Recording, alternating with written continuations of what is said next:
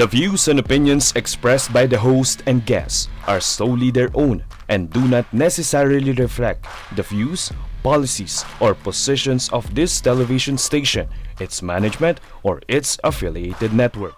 The station and its affiliates assume no responsibility or liability for the opinions expressed or the content discussed during this program. Viewer discretion is advised. Face the Nation. Magandang araw po sa ating lahat. Kayo po ay nanonood ng Face the Nation. Sa mga nagdaang linggo, muling naging sentro ng tensyon ng mundo ang Middle East o Gitnang Silangan dahil sa tumitinding tensyon sa pagitan ng Estados Unidos, Israel at Iran. Ang higwaang ito ay hindi lamang usaping pangmilitar. Ito ay may malalim na epekto sa pandaigdigang kapayapaan, seguridad at lalo na sa ating ekonomiya. Sa gitna ng mga pangyayaring ito, mahalagang maunawaan natin ang pinagmula ng alitan, ang mga posibleng kahihinatnan nito at mga hakbang na maaaring gawin upang maiwasan ang mas malawak pa na digmaan. Ngayong araw, bibigyan linaw ng ating guest na ang ating kaibigang si Yusek Gani Makatoman ang mga mahahalagang isyong ito upang mas mapalawak ang ating kaalaman at pangunawa sa isang krisis na may epekto sa ating mundo. Magandang araw po. Ako si Lorlyn Garcia Velarde. Kasama po natin si Yusek Gani Makatoman. Yusek Gani, our good friend. Siyempre, kapamilya ng GNN. Yes. It's welcome to GNN. Maraming salamat po sa iyo, Miss Lorlyn. At binabati ko ang mga taga-subaybay ng Feast the Nation. It has been a while na hindi natin nakita yung mga loyal viewers natin sa isang magandang araw po sa lahat at sana po ay nasa mabuting kalagayan tayo lahat. Yes. Alam mo, Yusek, si Yusek Gani Makatoman, sa mga nakakaalala o sa hindi nakapanood ng show niya, siya po ay may show dito sa GNN. Ito ay ang Kabuhayang Kayang-Kaya, naging Kabuhayang Pinoy. At syempre, si Yusek, mafa-follow pa din natin sa kanyang YouTube page na mamaya sasabihin niya para mapanood nyo kung ano yung kanyang mga ginagawa sa kasalukuyan. Yusek, alam mo, in the last 2 weeks, masyadong naging mainit ang nagaganap sa gitnang silangan. Ito ngayon sa Middle East kung saan 2 weeks ago na or 2 weeks ago pa lang ang nakakaraan. Pero sabi nga nila, ang giyera sa gitnang silangan, ang epekto nito hindi lang mismo doon. Ngayon, 2 weeks pa lang ang nagdaan, ramdam na natin ang epekto, hindi lang sa buong mundo, kung hindi, dito tayo magsimula sa atin, sa Pilipinas. Napakalaki na ng epekto kahit 2 weeks pa lang ang nagaganap. Pero bago natin makita kung ano nga yung epekto, ikaw mas marami kang kaalaman pagdating sa history. Sinasabi nila, itong hidwaan sa pagitan ng Iran at Israel, 1900s pa to talaga eh. Medyo mahaba na. Kaya lang, itong 2004 tumindi ulit, pero ngayong last 2 weeks, mas matindi pa. Ano ba talaga ang pinagsimulan nito at bakit ba tayo humantong sa ganitong sitwasyon? Maraming salamat sa katanungan, Miss Lorlyn. Siguro, mag-backtrack tayo konti sa history. Tayo naman ay history enthusiast tayo. Ang Iran ay Persian Empire. More than 6,000 years na sila nag-i-exist. Ang USA, 250 years lang yan. And lalo naman ang Israel, bago pa yung Israel. Mga 70 years old ang Israel. So, ibig sabihin, napakatagal ng empire ng Iran. Ang Iran, 1950s, ay democracy din yan, katulad natin. At ito ay pinamumunuan ng King Pahlavi of yung Shah. At ito ay parang nangyayari din sa mga monarch country na hawak ng US at saka United Kingdom. Pero diyan sa Middle East and diyan sa Persia ay yan ang alam mo naman yan ang tinatawag na mga oil-rich country. Mayaman yan sa langis.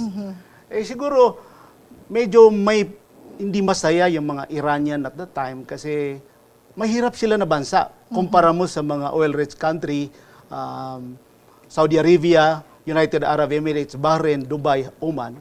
So, hindi masaya yung mga Iranian. Kaya, ang ginawa nila doon ay nagkaroon sila rin ng revolution. At bago yung revolution ay ginawa nilang state-owned yung oil nila. So, parang nawala sa control ng US at saka United Kingdom at hindi naging maganda yung turnout ng ano nila, yung pagtanggal sa kay King Shah of Iran at naging head of state nila ay si Ayatollah Khomeini. 1979 yon. So, yung pangyayari na yon ay hindi talaga nagustuhan ng United States of America kasi ito ay religious leader at hindi lang isang head of state, pinamumunuan din niya ang the Shia community kasi kung sa pagkaalaman po ng ating mga televiewers, dalawang klase po yung Muslim sa buong mundo. There are 2 billion at 200 million Muslim all over the world. 2 billion po ay Sunni Muslim at saka Shia Muslim. Yung Shia Muslim ay pinamumunuan ng Iran, yung supreme leader nila. Kumbaga at that time 1979 si Imam Ayatollah Khomeini. Yeah. Ayun ay siguro all over the world mga 200 million Shia. So kung para din po sa kaalaman ng mga televiewers natin ay ito si Ayatollah Khomeini. Ngayon, itong napatay nila ay si Ali Khamenei ay parang ano yan, parang Santo Papa yan ng mga Shia Muslim. Oo. So, can you imagine, ganun din sa Christian Miss Lorly, no? May dalawang ano yan, yung Roman Catholic at saka Protestant. So, ganun din ang nangyayari. So, ngayon napakasalimuot, napakahirap itong ginawa ng Amerika at saka Israel sa unprovoked na pag-atake nila sa Iran. Kasi parang yung atake na yan, 2 days before ay nagkakaroon pa ng negotiation. So, talagang napakalaki itong problema. Baka mas malaki pa ito sa na pinagdaanan natin na problema nung pandemic, itong unprovoked attack ng US at saka Israel sa Islamic Republic of Iran. Gusto ko lang intindihin yung sinasabi mo kanina. Sa atin kasi, dito sa Pilipinas, laging merong separation of church and state. Pagdating sa Iran, dun sa i-mention mo kanina, yung leader kasi nila, leader na ito ng religion at leader pa ito ng estado. Tama ba ako, Yusek? Kaya iba yung epekto kasi magkasama na yung leadership niya when it comes to religion at saka sa pamamahala sa Iran. Tama po kayo, Miss Lorly. Ito si Ali Khamenei, itong napaslang na leader ng Iran ay hindi lang siya leader politically ng Islamic Republic of Iran, kung hindi siya ang kinikilalang supreme religious leader ng buong Shia Muslim sa buong mundo at lalong-lalo na diyan sa Islamic Republic of Iran. Kasi nung nagkaroon sila na revolution 1979 ay pinalitan nila yung democracy nila into itong present ano nila na pinamumunuan ng mga parang parliament din na mga leader, member of the parliament nila na more on mga theologists, mga religious leader, mga imam na namumuno dito sa Islamic Republic of Iran.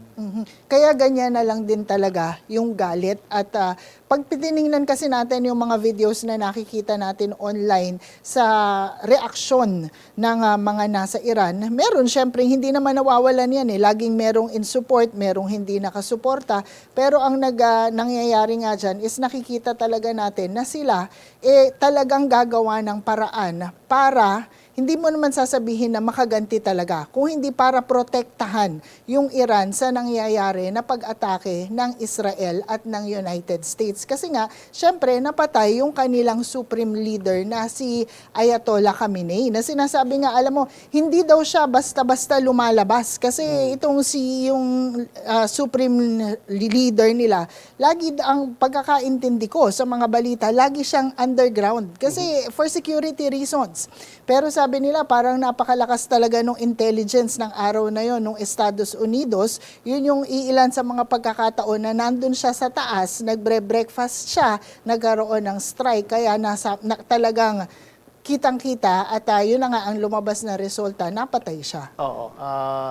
Itong napatay, Miss Lurlin, ay ang pangalan is Ali Khamenei. Ang pinalitan niya yung Ayatollah Si Khamenei. Ayatollah. Oo. So tama po kayo ay yung like in the United States, karamihan din ng mga Amerikano ay hindi talaga suportado itong gera. Sa Iran naman ganun din, mixed din. Pero syempre, yung sila kasi yung Shia, naniniwala yan sila sa mga martyrdom. So dahil sila ang inatake, unprovoked yung pag-atake sa kanila, ay talagang matindi yung galit nila dito sa Amerika at saka sa mga Israeli force na umatake sa kanila. Pero Yusek, ikaw, base sa iyong pag-aaral at sa kaalaman mo, kung hindi ba naganap yung strike nung araw na yon, Sabado ito, di ba?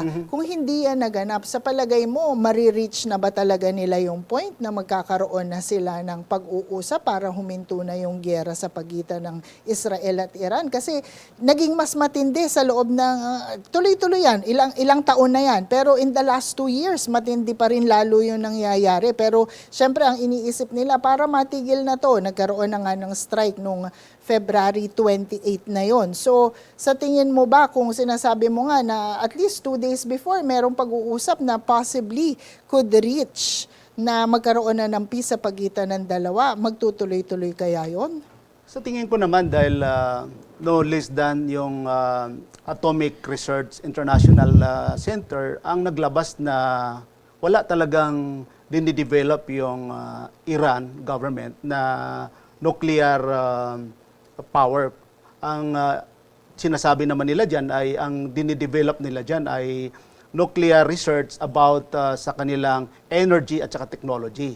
Yun ang kinatatakutan kasi ng Amerika at saka Israel na katulad din ng ginagawa nilang narratives nung inatake nila yung Iraq na mayroon daw dinidevelop yung Iraq na weapon of mass destruction.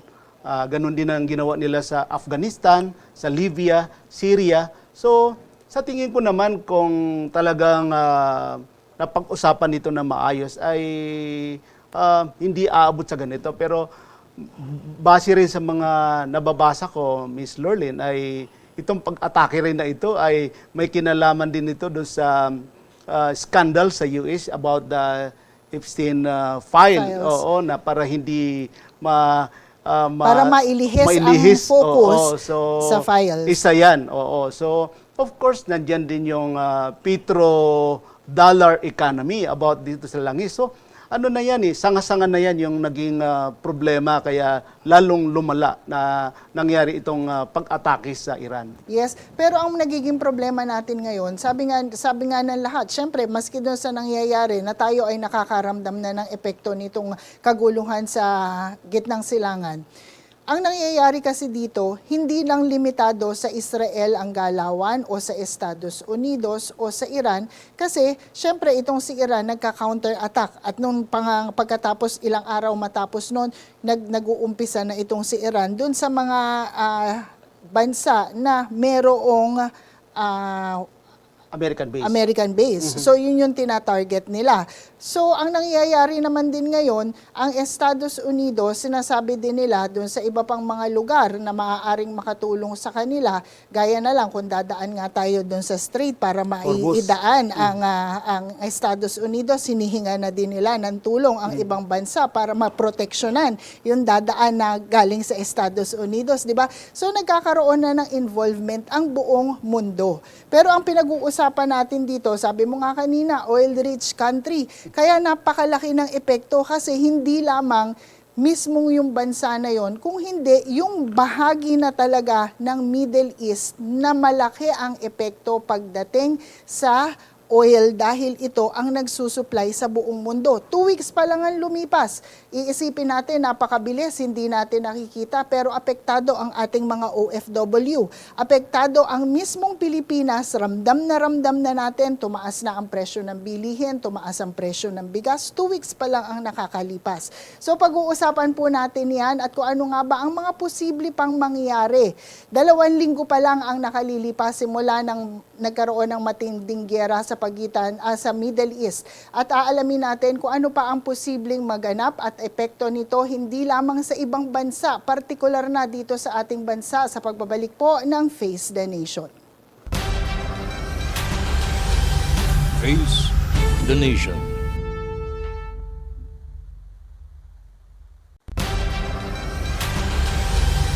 Face the Nation. You're still watching Face the Nation at kasama po natin si Yusek Gani Makatoman kung saan pinag-uusapan pa rin natin ano nga ba ang magiging epekto ng digmaang nagaganap sa Middle East. At ngayon po ang pag-uusapan natin ay mga epekto nito at naaayon lamang nakasama pa rin natin si Yusek Makatoman. Siya ay nag-handle o naging acting secretary for the Commission on Filipinos Overseas. So alam natin, naiintindihan mo kung ano nga ba ang plight ng ating mga OFW. Nitong huling 2 linggo, nakapagpauwi na tayo ng halos o higit sa 1,000 na mga OFW na nagmula sa mga bansa sa Middle East. Recently, 300 yung dumating mula sa Bahrain at sa Saudi Arabia. At yung iba nga ay nagmula sa Qatar, sa Dubai, sa UAE. So, inaasahan natin na marami pa rin ang patuloy na mag-uuwian kung talagang tuloy-tuloy ang giyera. At hindi lamang yan, hindi lamang epekto sa OFW, kung hindi ang epekto na ngayon, ramdam na din natin, na talaga namang 2 weeks pa lang ang dumaan, napakataas na ng itinalon ng presyo ng mga produktong petrolyo. Ano ba, Yusek, ang nakikita mong magiging epekto pa nito? Ngayon pa lang, may ramdam na tayo. Aside from economic, Ms. Lorlyn, unahin natin pag-usapan yung mga overseas Filipino workers natin, yung mga hardworking Filipino. Ito ay napakalapit sa puso ko. Alam mo naman, nabanggit mo na nanilbihan din ako sa Commission on Filipino Overseas. Diyan lang sa GCC country, the Gulf Cooperation Council, Saudi Arabia, mahigit 1 milyon ang Pilipino dyan. Dubai, mga 1 million. Bahrain, Oman, Qatar, 100,000 yung mga Pilipino na nagtatrabaho dyan. At dito sa Israel, mayroon din tayong mga more than 60,000 Pilipino dyan. Jordan, at saka yung mga Turkey, even Turkey, Iran din, mayroon tayong mga Pilipino dyan. So, humigit kumulang mga 3 milyon ang mga OFW natin na dyan nagtatrabaho sa yung mayroong regional war. At can you imagine, Ms. Lorlyn, itong mga tinatawag natin na modern hero. Ang remittance natin coming from the OFW, foreign remittance, mahigit kumulang 38 billion annually. Siyempre, magdi-decline yan. At nabanggit mo, more than 1,000 na yung 1,000 pa lang, actually, 1,000 pa lang, yung nakakauwi. Kasi sabi nga nila, base sa report din syempre ng DMW at ng OWA, marami talaga ang gustong umuwi. Ang problema lang dito, Yusek, hindi sila agad-agad na po pwedeng sabihin, sasakay na ako or uuwi na ako. Kasi ang dami pa nilang mga dokumento, kasama na dyan yung exit visa o siguro yung mga working permits nila na kailangan nilang iproseso bago sila tuluyang umalis. Kasi syempre, ang pananaw din naman ito, pagka ito ito, nahinto na. Gusto pa rin nilang bumalik, kaya kailangan maayos ang mga dokumento. Ang pag-uwi nga rin nila, sa chartered flight talaga sila sumasakay kasi hindi ka rin naman basta po pwedeng pumunta at sumakay sa lahat ng paliparan kasi mga sarado din dahil sa matinding giyera pa din. Yung iba kailangang mag-travel, 'di ba? Marami ding mga OFW na nandun, gusto nang umuwi pero syempre pinag-iisipan din nila, ano nga ba ang kahihinatnan mo sa Pilipinas pag umuwi ka ba? Laban ka ba doon? Laban ka para sa kinabukasan mo o laban ka ba para mabuhay kung may giyera naman? Totoo yan. At katulad po ng nabanggit ko, yung 3 milyon natin ng mga kababayan dyan. Pero ang nakakaranas talaga ng kahirapan yung mga OFW natin sa Israel. Idagdag mo pa kasi ito yung mga land-based na OFW, yung sea-based naman natin na mga seaman na trap sila doon sa Hormuz, no? Diyan so gustong-gusto nila makauwi. Can you imagine Miss Lorlyn, yung mga kababayan natin diyan, ang dami nila diyan na talagang apektado dito sa gera at ang effects sa atin pagka nakauwi sila rito, of course, decline yung foreign remittance natin. May maibibigay ba na trabaho yung ating gobyerno? Siyempre, wala. Ang laki-laki na nga ng unemployment natin. Dagdagan mo pa, kahit sabihin mo pa na 10% yung napauwi natin, anong ibibigay na trabaho sa kanila na ating pamahalaan? So, napakabigat. Madidecline yung remittance natin, yung unemployment natin masyadong tataas. Of course, kriminal naman, tataas din. So, katulad ng sinasabi mo, Ms. Lorlyn, yung economically na yung tayo ay net importing country tayo. Apektado rin dito yung mga kahit yung mga natin, driver ng jeep, driver ng bus. Kasi tataas ang langis diyan. Pero ang nakakaawa rito or na hindi natin siguro nakikita sa agriculture industry. Kasi yung mga farmer natin at saka mga fisherman natin, mga mangingisda, siyempre gumagamit din yan ng langis, no? Oo, at saka sa mga farmer din, gumagamit yan ng fertilizer. Alam mo naman, Miss Lorlyn, ang fertilizer natin ay in-import yan. So, talagang tataas kasi aside from import cost, kasi ginagamit natin dollar. Alam mo naman, ang value ng piso natin ay yung logistic natin, in-announce na ng natin na tumaas na 20%. So, na ito, domino effect yung magiging epekto sa ekonomiya natin. Ayon sa pamahalaan, Yusek, naghahanap pa sila ng ibang mga alternative sources na pupwede sa ating makapagbigay at makuhanan ng oil products. Kasi nga, ngayon pa lang, in the last 2 weeks, tumaas na yung presyo ng ating produktong petrolyo. Dati nasa mga 50 plus lang yan. Ngayon nasa 80 plus. Pero 24 pesos ang tinaas. So sinabi, dadating pa yung mga panahon kung talagang ito magtutuloy-tuloy. Pero sinabi naman ng Estados Unidos na gusto na nilang tapusin ang nagaganap na giyera. Pero kung ito magtutuloy-tuloy, syempre tataas na naman yung gasolina o kahit na anong produktong petrolyo na ngayon ay nasa 80 plus na ang diesel. Baka umabot yan sa lagpas pa sa 100. Bukod pa dyan, nag-umpisa na din na tumaas ang mga bilihin. At ang mga pampublikong sasakyan naman, nag-umpisa na din na binigyan na din ng LTFRB ng provisional fare increase ang mga buses. So syempre, ine-expect na din na hindi lang naman yan ang magtataas. Kung hindi, magtataas na din ang presyo ng pamasahe ang mga pampublikong jeep at maging yung mga tricycle. So talagang napakalaki nung epekto nito dahil syempre, pag tumaas yan, pati yung mga pamilihin mo, mabibili mo, talagang magtataasan na ng presyo. Pati nga yung presyo ng bigas tumaas na din daw kasi ang ginagamit nila syempre para makarating from point to point logistic yan, gasolina pa din. So kailangan tumaas na din yan. So ngayon, sa pag-uwi ng mga OFWs, meron tayo sa kasalukuyan na 2.5 million daw ang unemployed. So makakadagdag sila sa Dagdag, unemployment. Ang ating pamahalaan, meron silang mga ino-offer na ayuda, pero syempre ang nakikita natin dito, puro short term pa lang. So kung hindi agad masusolusyonan, kung hindi agad matatapos, talagang matindi ang magiging epekto nito sa ating ekonomiya. Inaasahan na natin yung inflation daw 7%, 6 to 7%. Yan na talaga yung inaasahan sa pangyayari na ito.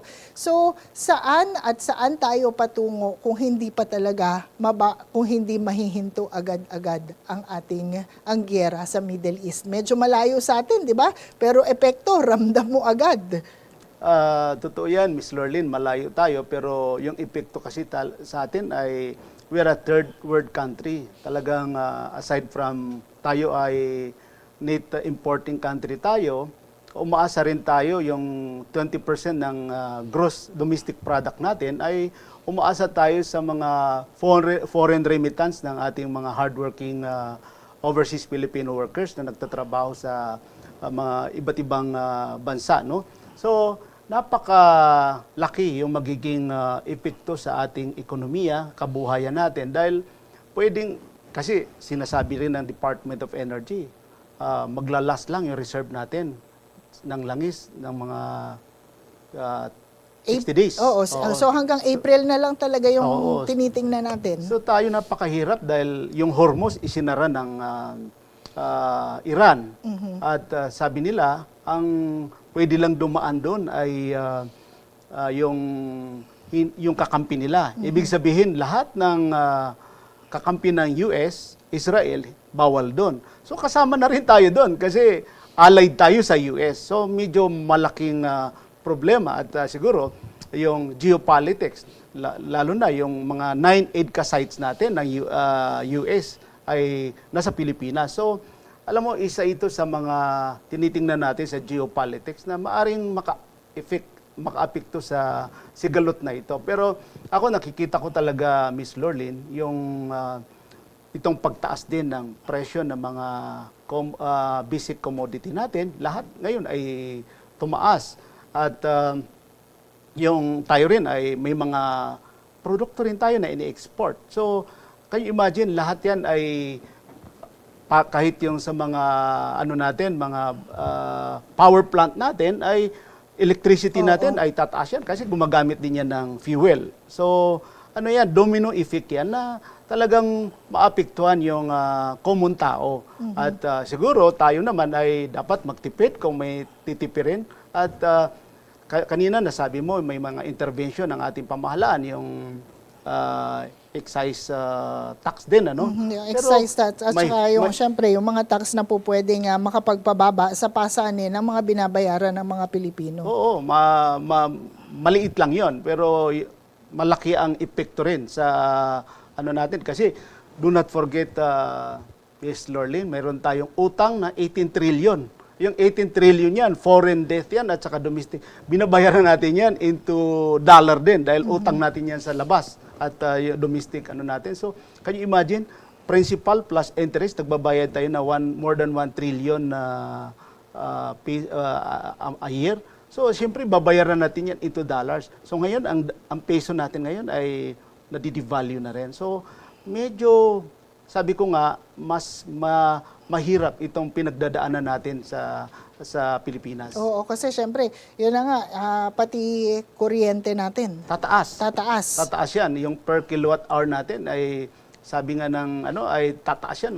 Kung tayo ngayon, mga 12 pesos per kilowatt hour, tataas daw tayo ng mga 2 pesos to 3. So, expect na sa mga na yan, kasi gumagamit sila ng fuel. So, medyo talagang kailangan tayo magtipid. Yung mga hindi naman kailangan gastusan, mga travel ay siguro kailangan yung mga kababayan natin ay magbawas-bawas muna. Actually, papalapit na nga ang Holy Week. Oo, at para sa ating mga para sa aming mga Katoliko, normally ginagamit talaga yan para sa panahon ng pagbibiyahe.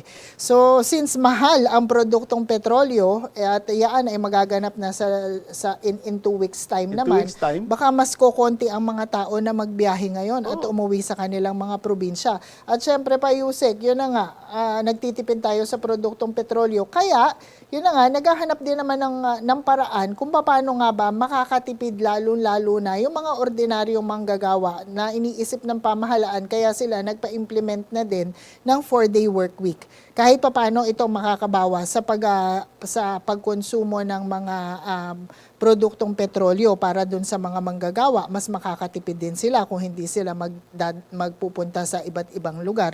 Kasi yung sa government, nag-implement na sila, yung ibang mga LGU, nag-implement na din, makatutulong sa mga empleyado, pati na din sa pagtitipid sa konsumo ng kuryente. Pero syempre, hindi pa ito mga sasapat. Kasi ano nga ba ang pupwede pa natin? Hindi rin naman kasi, ano pa ang ginagawa ngayon ng gobyerno? Magbibigay na sila ng ayuda para sa mga subsidy. Subsidy to. Actually, ito ay ang tinatawag nilang fuel subsidy na ipapasok naman nila sa AIX ng Department of Social Welfare and Development sa halagang 5,000 piso. At ito, ang target daw nila, hindi lamang yung mga tricycle driver, kung hindi lahat ng mga PUB driver sa buong Pilipinas. Napakaganda nito bilang panimula. Pero syempre, sa totoo lang, Yusek, yung 5,000, saan ka nga ba makakarating sa 5,000? Kasi kung igagasolina mo yan, na talagang ito pananaw ng mga driver, kung igagasolina mo yung 5,000, ilang araw ka lang ba tatagal? Pero tingnan natin to sa pananaw na ito ay dagdag dapat. Pero hanggang kailan nga ba masusustenahan ng gobyerno kung ganito yung nangyayari para mabigyan ng tulong yung mga talagang nangangailangan na matindi ang epekto dahil sa sigalot sa Middle East? Yan ang malaking problema, yung sustainability Oo. ng mga government intervention. Kasi katulad yan, mabilis tayo sa ayuda, yung mga AX, pero siguro ako para sa akin, Miss Lorlyn, ay asikasuhin din natin yung mga repatriation ng ating mga hardworking overseas Filipino workers natin. Kasi yan ang malaking nakakapagbigay, nakakadagdag sa ating And then pagka naman natapos na yung gera, ay pwede rin naman sila bumalik. Pero itong mga intervention na mga AX, pero hindi siya sustainable. Siguro pwede na rin magalaw yung contingent fund ng ating Office of the President sa executive natin na yan ay may mas malaking maitutulong yan na dito muna tayo tumulong sa mga malaking maapektuhan dito, mga drivers at pati nga yung mga Grab drivers ngayon. Kasi can you imagine kung yung mga Grab drivers na kumukonsumo ng 30 liters a day, dadagdagan mo ng 20 plus per liter. So 600 din yung mababawas sa income nila kada araw. So ito ay lalo na kung tuloy-tuloy ito. Kahit sabihin na natin, Miss Lorlyn, na may pambili tayo ng langis, gasolina. Pero what if after 1 month ngayon, naubos na kasi wala na tayong mabibili. So, mabuti kung ang ating pamahalaan ano ba ang pwedeng maging solusyon dito? Para sa akin, personally, Miss Lorlyn, pwede siguro tayo usap sa mga neighboring countries natin sa ASEAN, lalo na ang Indonesia, Malaysia at saka Brunei na may mga langis yan. Kasi ngayon, yung pinaka-main source natin, Saudi Arabia, United Arab Emirates at saka Qatar, wala na may isusupply kasi sarado na yung Hormuz at tayo ay allied ng US at hindi talaga makakadaan kahit ang China at saka yan ang pinakamalaking nila ay nagkakaproblema na rin. India at saka South Korea kung saan nandiyan yung mga refinery na tayo na third world country ay doon tayo bumibili. So nahihirapan pa rin tayo. So siguro ito kung umabot pa ito ng 1-2 buwan, aabot na ito ng $150 per barrel. So ngayon, can you imagine, kanina sinasabi mo, 1 week lang ay napakalaki yung itinalon ng presyo. Kaya sana naman ay matapos na itong gera na ito. Yun na nga, yan ang talaga ang panalangin nating lahat na sana matapos na yung gera. Kasi itong ayuda din ng gobyerno, talagang ito, syempre, pang mabilisan na solusyon na makatutulong sa mga public utility vehicles na pangkalahatan. Pero syempre, sinasabi din natin, ang dami nating mga ordinaryong mamamayan na ang dami din gumagamit ng motor, pero hindi Motor. sila considered na PUV drivers. Correct. So wala silang makukuha na ayuda. So Oo. paano ba nating mapabababa yung presyo ng produktong petrolyo? Kasi talagang sila, kailangan nilang ituloy-tuloy. Paano ka rin bang mas makakatipid pagpasok sa trabaho? Karamihan sa ating mga ordinaryong mamamayan, ang ginagamit din nila, may mga sarili silang motor. So yan, dagdag pasanin din sa kanila at wala naman din silang makukuha na ayuda galing sa gobyerno kasi hindi naman sila public utility vehicles kasi personal. 'Di ba kaya yun lansangan nga natin napakaraming mga kotse, napakaraming mga SUV pero ang dami ding mga motor kasi Madaming ito motor. gamit talaga ng ating mga ordinaryong mamamayan Tsaka na yung talagang mga habal-habal. pumapasok. Oo, 'di ba? Hindi lang naman mga lalaki na ang gumagamit ng motor ngayon, pati mga babae Mga dahil babae. syempre para makatipid tayo. Pero sana nga kung matatanggal din yung excise tax, magiging patas din yung labanan na at least hindi lang nasa limitadong bilang ng mga tao na nangangailangan, kung hindi para sa panglahatan din. Oo, tama yan. Kasi yung excise tax sa langis ay 10 pesos yan. So malaking bagay yan kung mababawasan ng 10 pesos. Pero baka problema naman dyan yung ating gobyerno. Kasi sa bagay, ang gobyerno naman, aside from dun sa 10 pesos na excise tax, mayroon pang IVAT na 12%. So pwede siguro na pansamantala na isuspend nila yun. At saka yung sinasuggest din ng gobyerno na yung carpooling, malaking maitutulong yan na kung magkakapitbahay, alimbawa, taga Quezon City ay apat Papunta sila. ng Makati. Oo, so isa lang yung nila. So para bang ini-schedule nila yung So malaking bagay yun na talagang magtipid tayo. Pero ang comment ko lang doon, Miss Lorlene, sa binanggit mo sa 4 days a week ay baka naman yung productivity ng Or quality of work nila. ay mabawasan. So alam mo naman tayo rin ay yung mga karamihan sa atin ay naka-depende doon sa ganun na So baka naman yung mga manufacturing industry natin ay mag-suffer at saka yung mga manufacturing, lalo na yung mga nag-export ay mag-suffer naman yung productivity nila at saka yung quality of work nila. Yun na nga kasi naintindihan ko, Yusek, ikaw talaga nag-Yusek ka sa Department of Trade and Industry. Siyempre nakikita mo dyan yung flow ng papasok at saka papalabas. So naiintindihan mo din kung paano pagka pumapasok yung mga produkto sa labas at sa loob ng bansa. Pero ito, siyempre, naging acting secretary ka sa Commission on Filipinos Overseas. Dun sa mga uuwi, binibigyan sila ng tulong ng gobyerno para maiuwi sila dito sa Pilipinas, para makita, so para makarating dun sa pamilya nila, iwine-welcome sila.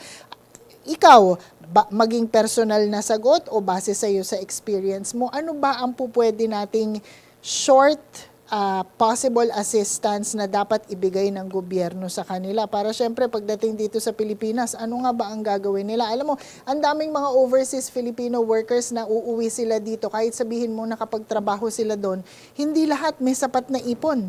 Sila parang yung mga ordinaryong manggagawa din dito sa Pilipinas na talagang they live by the day.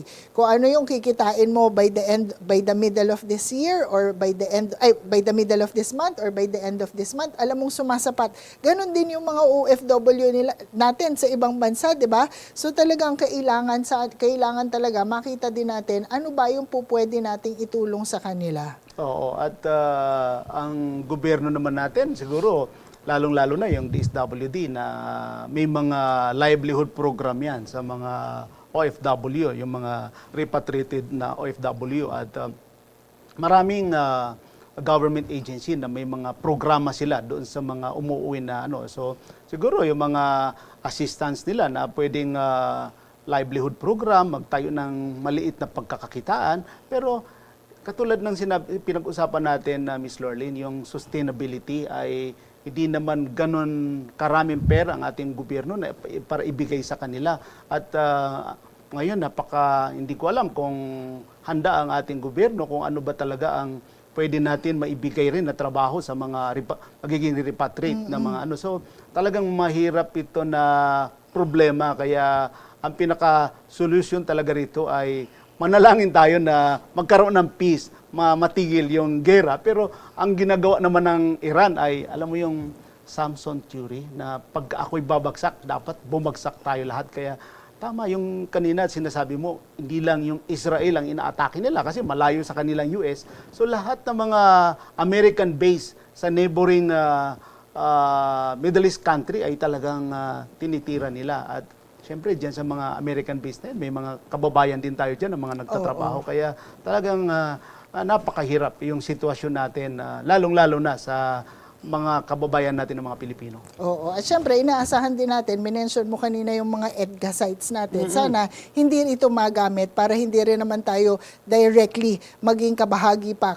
Although nagkakaroon sa atin ng epekto, wag naman sana. Kasi at as it is, yung epekto pa lang sa atin, hindi na natin makayanan. Oo, tama yun. At sana ay hindi sumali dyan ng China at saka Russia. Kasi alam mo naman yan, medyo may hidwaan din sila against US. So, syempre, sana, kasi pagka ito ay nakisawsaw sa gera, ang China, ayan, medyo mas malapit sa atin yan, at saka Russia, ay sigurado yung Yun World na War nga. III. Yun ang wish natin at ang prayer natin, Yusek, sana wag naman ang makisali pa yung ibang mga bansa. Kasi Correct. ngayon, ang mga nagiging panawagan, yung mga kakampi at hindi kakampi, po pwede bang protektahan yung mga teritoryo at yung mga dadaan sa Strait of, di ba? Hormuz. Di ba parang masyadong pagka mas maraming na-involve, talagang wag naman tayong humantong na sa mas matindi pang gera.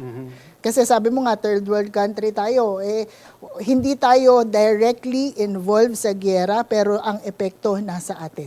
Correct. Kasi yung mga OFW natin, ang ekonomiya natin, lahat ay nagtaasan. So talagang ang inflation natin ay napakataas na. So talagang tayo ang collateral, isa tayo sa mga collateral damage. Yes. Yusek, it's an honor and a pleasure to have you on our show today. Baka meron ka pang gustong i-share sa ating televiewers. At saka, saan kanila po pwedeng mapanood at makita? So it's okay. You know, everybody are friends and of course, you are always a part of the GNN family, Yusek. Maraming salamat sa iyo, Miss Lorlyn. At mayroon po akong kabuhayan at negosyo, Channel 23, Aliw, at saka simultaneous sa DWIC 882. At every Sunday po yan, every 4 p.m. At sana po, manalangin tayo lahat na matapos na itong gera para, sabi nga, panalangin natin na magkaroon tayo ng kapayapaan sa buong mundo. Maraming salamat sa iyo, Miss Lorlyn, at sana ay magkasama tayo uli. sa mga darating na panahon, darating na araw, you are always welcome on Face the Nation and you are GNN because you are part of the GNN family. Dito ako nag-umpisa eh. Yes, oo. At syempre, meron ka ding YouTube. Yes. So, para naman makita nila yung mga episodes kung Yes. hindi ka man nila napanood sa telebisyon. Opo, mayroon din ako YouTube channel po, yung Gani Makatuman na Kabuhayan at Negosyo sa YouTube. Yun. Yes, maraming salamat, Yusek. And that concludes our discussion on this week's Face the Nation. Siyempre po, isa lang ang panalangin nating lahat. Sana po matapos agad ang giyera na nagaganap sa gitnang silangan dahil nararamdaman na po natin ang epekto directly dito sa Pilipinas. Maraming salamat po sa inyong panonood. Hanggang sa susunod, this has been Lorlyn Garcia Velarde. Thank you for joining us. Face the nation.